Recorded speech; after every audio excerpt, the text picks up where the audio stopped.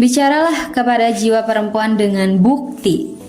Dalam kosmologi Islam tentang perempuan dalam relasi suami istri, jika ada persoalan yang muncul dalam rumah tangga, maka penyelesaiannya dimulai dari upaya awal dan aktif dari suami, laki-laki, untuk melihat sumber masalah yang muncul dari dirinya sebagai suami.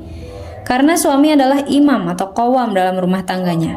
Oleh karena itu, selayaknya suami sebagai imam mengambil langkah lebih awal mencari penyelesaiannya. Karena mereka para suami dikehendaki oleh Tuhannya menjadi imam bagi kepemimpinan rumah tangga. Istri melihat arti dan hakikat suami dari bagaimana sang suami menyelesaikan setiap masalah yang ada dalam rumah tangganya, karena merekalah qawam dalam rumah. Jiwa perempuan dalam kosmologi perempuan adalah jiwa yang mudah untuk taat, semuanya tergantung dari suami. Ayatullah Jawadi Amuli mengatakan bahwa potensi ketaatan dan kesetiaan perempuan cenderung lebih kuat. Merekalah para perempuan yang terikat dengan hati. Maka laki-laki atau suami perlu membuktikan ke hati perempuan. Karena hati perempuan memang butuh bukti, bukan bicara. Mungkin memang jiwa laki-laki secara rasional sulit untuk memahami perempuan atau hatinya. Tetapi hati perempuan mungkin tidak sulit untuk diyakinkan dengan bukti. Iman itu dengan bukti atau amal. Karena itu kita bisa belajar membuktikan iman kita dengan belajar meyakinkan istri kita dengan bukti, bukan bicara. Keluarga adalah tempat menemukan separuh iman. Keluarga adalah jiwa perempuan. Dalam kajian kosmologi Islam, perempuan sebenarnya tidak banyak menyusahkan laki-laki, tetapi laki-laki sendiri yang lebih banyak menyusahkan dirinya. Peran penting perempuan sebagai rumah cinta dan faktor penting transformasi pendidikan dalam keluarga. Tentu saya tidak menyatakan perempuan tinggal dalam rumah secara fisik, karena prinsip rumah cinta dan keluarga adalah kehadirannya dalam jiwa. Ketiga aspek itulah atau samawa yang menjadi jalan pertemuan menemukan hakikat manusia dalam keluarga sebagai upaya menjadi khalifah Allah di muka bumi ini. Dengan demikian, kerangka kekhalifahan akan menyempurnakan diri dalam kehidupan keluarga, sehingga transformasi masyarakat dibentuk oleh peran keluarga. Jadi, relasi diri, keluarga, masyarakat, ketiganya berada dalam simpul bahwa faktor transformasi diri ke masyarakat melalui jalan keluarga. Inilah pesan penting dalam kajian kosmologi perempuan dalam Islam. Perempuan ingin menjadi sumber kebahagiaan keluarga. Perempuan ingin menjadi orang yang taat pada suami yang mengantarkan perempuan menemukan dirinya. Semua itu akan hadir kalau prinsip samawa terjaga dalam rumah cinta. Sesungguhnya perempuan hanya menunggu laki-laki yang siap menjadi yang menjadi imam atau qawam bagi jalan menemukan dirinya. Perempuan dalam kosmologi tidak banyak merepotkan laki-laki secara praktis. Kecuali kalau laki-laki membuat kerepotan dirinya sendiri dengan imajinasinya secara teoritis. Laki-laki bisa menghadirkan banyak imaji tentang perempuan lain sekalipun telah memiliki seorang perempuan. Tetapi dalam kosmologi, perempuan hanya memiliki satu imajinasi laki-laki. Perempuan adalah penyedia kelegaan suci bagi laki-laki dalam ibadah. Sebagaimana dalam ungkapan Imam Ali, jangan hilangkan istirahat dan kelegaan sepenuhnya dari hati, agar ia tidak menjadi buta. Perempuan hadir agar laki-laki tidak menjadi buta hatinya. Perempuan adalah sumber penerang bagi hati laki-laki yang beku. Perempuan adalah kekuatan hati laki-laki untuk menyembah Tuhan dengan kegembiraan. Apakah kita ingin kehilangan sahabat perempuan kita? Tentu juga perempuan penting membawa dirinya pada dirinya yang sesungguhnya, yaitu perempuan patuh, jujur, sabar yang akan dicari dan ditemukan oleh laki-laki yang patuh, jujur, dan sabar. Sebagaimana ayat Al-Quran menyatakan, kaum muslimin dan muslimat, mukminin dan mukminat, laki-laki yang patuh dan perempuan yang patuh, laki-laki yang jujur dan perempuan yang jujur, laki-laki yang sabar dan perempuan yang sabar. Untuk mereka Tuhan telah menyediakan ampunan dan pahala yang besar. Quran Surat 33 ayat 35. Jiwaku adalah perempuan.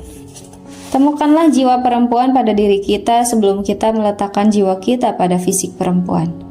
Lepaskan ego laki-laki kita sebelum kita memasukkan jiwa perempuan dalam diri kita.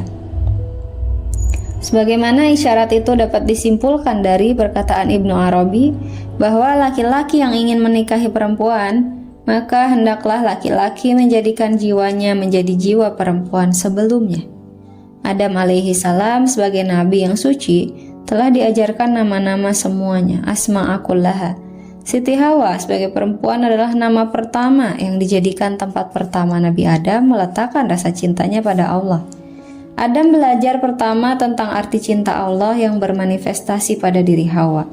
Dari sinilah Nabi Adam meletakkan fungsi pertama kekhalifahannya, yaitu menjadi khalifah Allah di muka bumi ini dengan dasar kecintaan terhadap perempuan. Beliaulah Nabi kosmik pertama. Semesta alam pada semesta jiwa Siti Hawa sebagai jalan manifestasi Tuhan. Nabi Adam dengan perempuannya min nafsi wahidah dari diri yang satu. Adam mendatangi rumah cintanya atau Allah dengan zawwajtuka nafs, perkawinan yang diberikan oleh nafs atau diri Siti Hawa. Adam alaihissalam menerimanya dengan kesungguhan untuk menjadi khalifah Allah di muka bumi melalui tazkiyatun nafs atau pensucian jiwa. Kita perlu menemukan jiwa perempuan pada setiap manusia yang menjadi khalifah Allah di muka bumi ini, yang kelak kita akan memancarkan dirinya sebagai jiwa hakiki semesta alam. Sayyidatun Nisa'il Alamin. Jiwa perempuan adalah jiwa pejuang. Dalam sebuah presentasi kajian peringatan Arba'in atau Syahadah Al-Husain, cucu Nabi Muhammad, kita menempatkan kajiannya pada aspek penyebar luasan berita duka cita yang terjadi di Karbala ini, yang diperankan oleh Sayyidah Zainab, saudara kandung Al-Husain, bersama 44 putri para syuhada Karbala. Kajiannya pada posisi perempuan sebagai penyambung pesan sejarah dalam kerangka kosmologi Islam. Paling tidak ada 5 hal yang menarik untuk dicermati dari usaha Sayyidah Zainab menyebar luaskan kabar duka dan pesan Karbala. Yang pertama, penguasa saat itu yang membunuh dengan cara kejam kepada Al-Husain dan para pengikutnya dengan dicabik-cabik tubuhnya dan ada yang dipisahkan kepala dengan tubuhnya, termasuk hal itu terjadi pada diri Al-Husain. Hal berbeda tidak dilakukan kepada putri-putri Karbala, termasuk Sayyidah Zainab yang menjadi tawanan penguasa.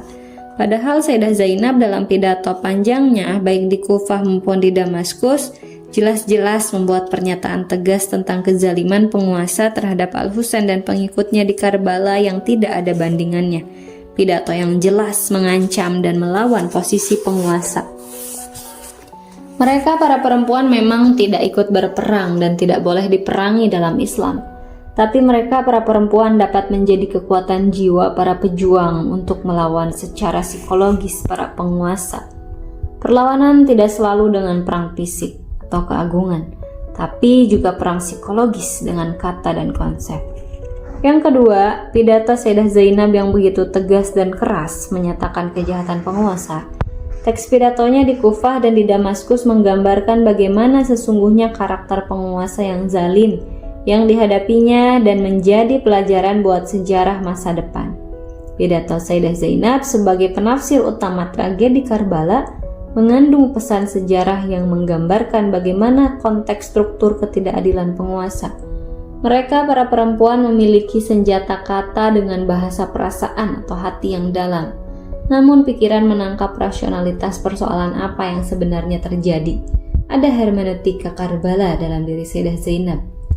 Yang ketiga, peran Sayyidah Zainab yang tidak dikenal menyerah menyampaikan pesan duka cita atas terbunuhnya Al-Husain pada masyarakat sekitar yang dilaluinya dalam keadaan fisik dan psikis. Hijabnya dibuka secara paksa dan pakaian mereka compang-camping, dihinakan dengan diarak keliling kota. Sayyidah Zainab berusaha menjelaskan jati diri mereka kepada masyarakat yang banyak. Di antaranya tidak tahu bahwa para tawanan itu adalah putri Ali bin Abi Thalib yang pernah menjadi khalifah yang dihormati dan disegani di istana yang kini diduduki oleh penguasa yang membunuh dan menawan putra-putri Ali dan keluarganya. Perjuangan mereka para perempuan yang tidak ada hentinya untuk mengungkapkan siapa diri mereka. Perjuangan bagi jiwa perempuan adalah perjuangan identitas mereka sebagai rumah cinta. Yang keempat, peran Sayyidah Zainab dalam menjaga Ali Zainal Abidin atau putra Al-Husain untuk kelak melanjutkan kepemimpinan Al-Husain. Sayyidah Zainab menjalankan peran besar dan utama dalam mengkontinyukan sejarah kepemimpinan Islam pada keluarga Nabi. Mereka para perempuan adalah penjaga sejarah, sekaligus meneruskan sejarah kemanusiaan dengan prinsip keadilan. Perempuan juga adalah subjek utama peletak dasar sejarah. Kandungan batin sejarah dalam filsafat sejarah tersimpan rapi di jiwa perempuan. Yang kelima, latar belakang Sayyidah Zainab yang menjadi lebih kuat dan bahkan sangat tegar menghadapi situasi pasca kematian Al-Husain dibanding sebelum kematian Al-Husain. Padahal sebelum kematian Al-Husain, Sayyidah Zainab adalah seorang ibu dan adik bagi Al-Husain, mengikuti wasiat ibundanya Fatimah Zahra. Kasih yang ditempatkan di antara mereka adalah kerinduan yang ada pada masing-masing pasangan untuk menemukan kedamaian, sakinah. Tetapi dengan tekanan duka dan tekanan penguasa yang zalim, justru membuat Sayyidah Zainab menjadi lebih kuat dalam memperjuangkan hak dan kehormatan keluarga Nabi. Kematian Al-Husain justru semakin menguatkan jiwanya bahwa sejarah ketertindasan ini tidak boleh didiamkan dan berlarut-larut. Mereka para perempuan yang menyimpan potensi perlawanan yang sangat besar, yang justru semakin ditindas mereka para perempuan yang semakin kuat. Perempuan adalah faktor penting kebangkitan kemanusiaan dan keadilan. Pada akhirnya mereka para perempuan adalah pencatat sejarah sejati yang dituliskan di jiwanya yang tidak dapat dihapuskan oleh paksaan kekuasaan sekalipun. Dan mereka para perempuan akan menuliskan itu kembali, dan tidak ada kekuasaan manusia sekuat apapun yang mampu menghalangi pesan itu sampai pada masyarakat.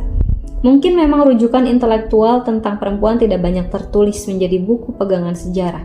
Bahkan mungkin banyak ditutupi dalam sejarah, karena sejarah mereka hanya tertulis dalam jiwa mereka.